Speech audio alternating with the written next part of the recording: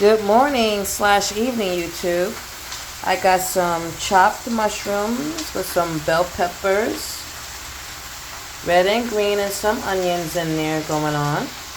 That is going to get mixed here in this tuna fish, where I added some seasoning to.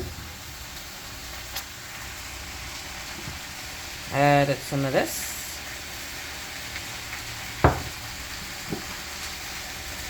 Got some of this going up. Got to turn around. I have to buy some garlic and crushed herbs.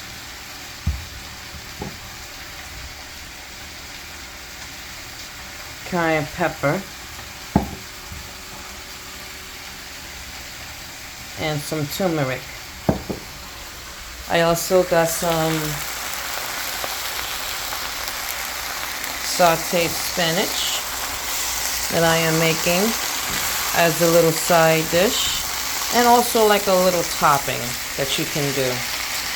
I'm going to show the ensemble when it's done. I just sprinkled it with some little herbs as well, not too much. And of course I got the old school garlic bread that will be going into the oven in a few minutes.